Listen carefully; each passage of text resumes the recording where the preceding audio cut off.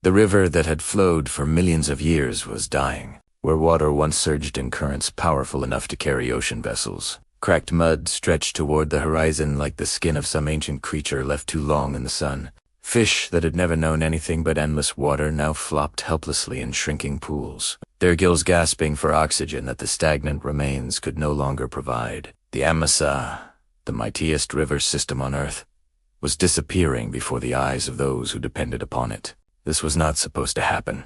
The Amazon basin contains 20% of the world's fresh water, its tributaries number in the thousands.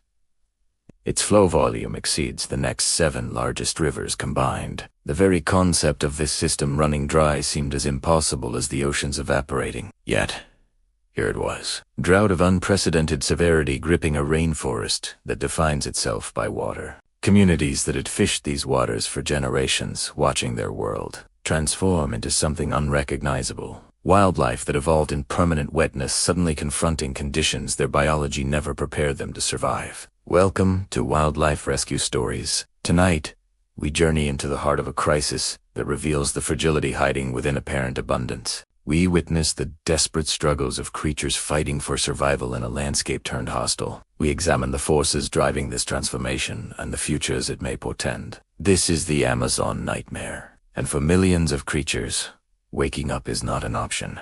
To understand what is being lost, we must first appreciate what the Amazon represents in its full glory. The Amazon River stretches approximately 4,000 miles from its headwaters in the Peruvian Andes to its mouth at the Atlantic Ocean. Along this journey, it gathers the flow of over 1,000 tributaries, draining an area of approximately 2.7 million square miles spanning 9 countries. The volume of water this system moves defies easy comprehension. At its mouth, the Amazon discharges roughly 209,000 cubic meters of water per second into the Atlantic. This single river contributes approximately 20% of all fresh water entering the world's oceans. The force of its discharge pushes fresh water nearly 100 miles out to sea. This aquatic abundance supports biodiversity that no other river system approaches. The Amazon basin contains more fish species than the entire Atlantic Ocean, with estimates exceeding 3,000 documented species and hundreds more likely awaiting discovery.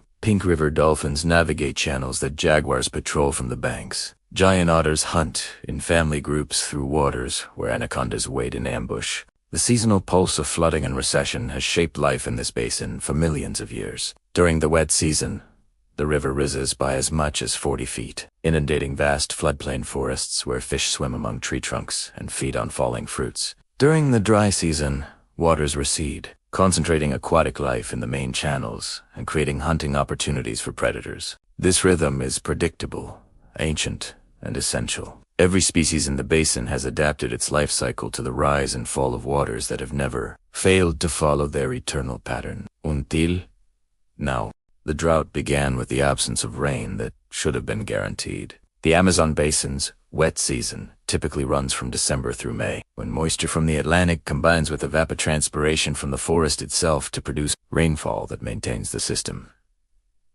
legendary abundance. This rainfall recharges rivers, refills floodplains, and sustains the cycle upon which everything depends. But the rains have grown increasingly unpredictable. Seasons that once delivered reliable precipitation now arrive late, depart early, or fail to materialize entirely. The consequences cascade through the system with devastating efficiency. Main channels that normally run 50 feet deep shrink to navigable depths of merely 3 or 4 feet. Tributaries that sustained fishing communities dry to disconnected pools, then to damp mud, then to cracked earth, indistinguishable from desert. The floodplain forests that once stood in seasonal water now stand in drought conditions that stress even their adaptive capacities. The causes are multiple and interconnected. Deforestation has reduced the forest's capacity to generate its own rainfall through evapotranspiration. Climate change has altered atmospheric circulation patterns that once reliably delivered moisture. El Niño events have intensified, bringing prolonged dry conditions to regions that historically experienced brief seasonal reductions. These factors compound one another in feedback loops that accelerate the crises. Drought stresses trees, making them more vulnerable to fire. Fire clears forest, reducing evapotranspiration, Reduced evapotranspiration decreases rainfall. Decreased rainfall intensifies drought. The system that once seemed inexhaustible reveals itself as surprisingly fragile, dependent on conditions that human activity has increasingly destabilized. When the water disappears, the creatures that depend upon it face impossible choices. The Amazon River dolphin, known locally as Deboto, represents one of the drought's most visible victims. These pink-hued cetaceans, found nowhere else on Earth, navigate the Amazon's channels and flooded forests with echolocation adapted for murky waters. They have inhabited this system for millions of years, their ancestors having colonized the basin when it was still connected to the Pacific Ocean. But dolphins require depth. They require space to surface and breathe. They require water volume sufficient to support the fish populations they consume. The drought traps dolphins in shrinking pools, where these requirements become impossible to meet. As water levels drop, dolphins find themselves confined to ever smaller areas, unable to reach deeper channels that might offer survival. They crowd together in densities that no natural population would tolerate, competing for fish that are themselves dying as oxygen levels crash. Mass mortality events have claimed hundreds of dolphins in single incidents during severe drought years. Researchers documenting these die-offs describe scenes of distressing suffering, dolphins struggling to breathe in water grown toxic with decomposition, their bodies eventually lining the banks of rivers that had sustained their kind since before humans existed. Giant otters face similar challenges. These social predators, which can reach 6 feet in length, hunt cooperatively in family groups that require substantial territory. Drought concentrates their populations while simultaneously reducing the fish they pursue. Families that normally avoid one another find themselves competing for the same diminishing resources. Pipirarucu, one of the world's largest freshwater fish, can reach lengths exceeding 8 feet and weights of 400 pounds. These ancient creatures have survived for millions of years, their ancestors predating the Amazon basin itself. They possess a primitive lung that allows them to breathe atmospheric air, an adaptation that seems perfectly suited for surviving low oxygen conditions. But even air-breathing fish require water. As pools shrink to puddles, even the pyra cannot survive. Their massive bodies become visible on exposed mudflats, monuments to a drought that spares nothing. The concentration of life in shrinking water bodies creates conditions that transform survival itself into a form of slow execution. As water volume decreases, oxygen levels plummet. Decomposing organic matter consumes what little dissolved oxygen remains. Fish that require well-oxygenated water die first, their bodies adding to the organic load that accelerates oxygen depletion. The cycle feeds itself until even tolerant species succumb. Water temperature rises as depth decreases and surface area increases relative to volume. Species adapted to the Amazon's consistently cool depths encounter thermal conditions outside their tolerance ranges. Enzymes in nature. Metabolic processes fail. Death comes through mechanisms as fundamental as protein chemistry. Predators initially benefit from the concentration of prey, but this advantage proves temporary. Caimans that would normally hunt across extensive territories find themselves crowded together with competitors they would typically avoid. Jaguars that usually patrol miles of riverbank discover that they can access prey with minimal effort, but the feast cannot last.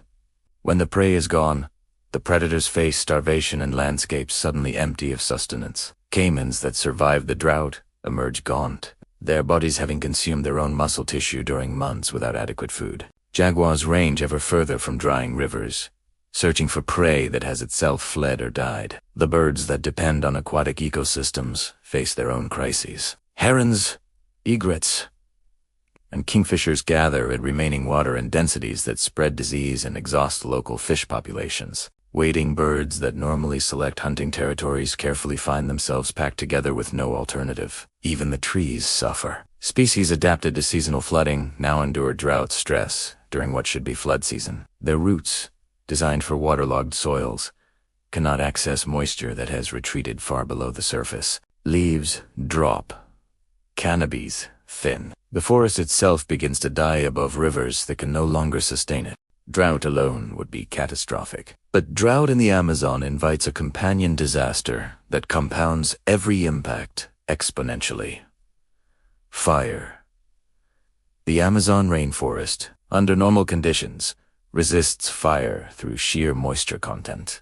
The humidity that permeates this environment makes combustion difficult, limiting natural fires to rare lightning strikes that typically extinguish quickly without spreading far. But drought eliminates this protection. Leaf litter that normally decomposes in wet conditions instead accumulates as dry fuel. Trees, stressed by water shortage, drop branches that add to the combustible material. The forest floor, usually too damp to burn, becomes kindling awaiting ignition. That ignition comes from human activity.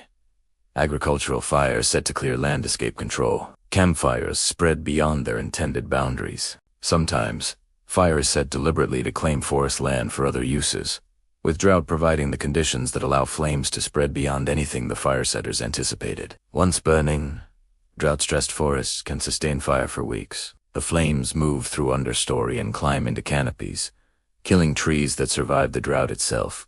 Smoke plumes visible from space mark the destruction of ecosystems that took centuries to develop. The wildlife that survived the drying water now faces advancing walls of flame. Flight is the only option for creatures capable of it. Those that cannot fly, or cannot flee fast enough, add their bodies to the carbon released as the forest burns. The interconnection between drought and fire creates disasters that neither would cause alone. Drought weakens the forest, fire destroys it, and the destroyed forest can no longer generate the rainfall that would prevent future droughts. The cycle of destruction gains momentum with each iteration. The Amazon species have survived droughts before. The system has experienced dry periods throughout its history, and every surviving lineage carries adaptations that allowed ancestors to persist through previous water shortages. Some fish species can survive in mud for extended periods, their metabolisms slowing to minimal levels until water returns. Some can breathe atmospheric air, surfacing in stagnant pools to gulp oxygen that the water can no longer provide. Some can travel over land between water bodies, their bodies designed for brief terrestrial journeys that connect to isolated pools. Mammals show similar flexibility. Capybaras, the world's largest rodents, can shift their diets from aquatic vegetation to terrestrial grasses when wetlands dry. Giant anteaters range further from water sources than their typical habitat preferences suggest. Tapirs modify their movement patterns to track remaining moisture, but every adaptation has limits. The droughts now affecting the Amazon exceed historical precedent in their severity and duration. Pools that might sustain air-breathing fish for weeks become completely desiccated. Terrestrial forage that might support drought-stressed mammals proves insufficient when drought persists across entire regions. Simultaneously, the adaptations that allowed survival through past droughts evolved in response to conditions far less severe than what the system now faces. Evolution cannot anticipate changes that occur within decades rather than millennia. The flexibility that species possess has boundaries that unprecedented conditions now exceed. The sun sets over a river diminished, but not yet defeated. Waters that have retreated to historic lows still flow toward the Atlantic, carrying with them the survivors of another impossible season.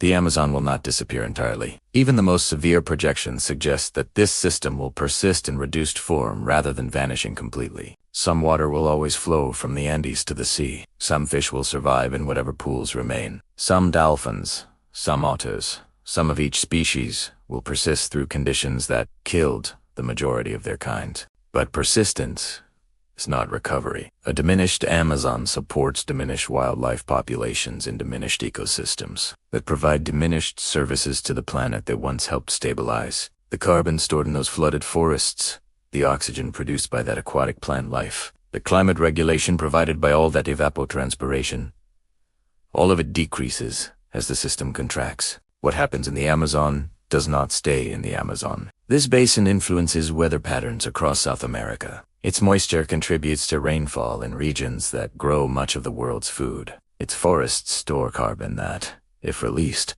would accelerate global warming significantly. The nightmare unfolding in this distant river system sends warnings that concern everyone, everywhere. The fragility revealed by these droughts exists in ecosystems across the planet. The forces driving this crisis operate globally. The consequences will be shared regardless of distance from the epicenter. The creatures dying in shrinking Amazon pools cannot advocate for their own survival. They cannot vote, protest, or negotiate the policy changes that their futures require. They can only struggle, suffer, and die, while the conditions that doom them continue intensifying. Their nightmare is a message. Whether humanity chooses to receive it remains to be seen.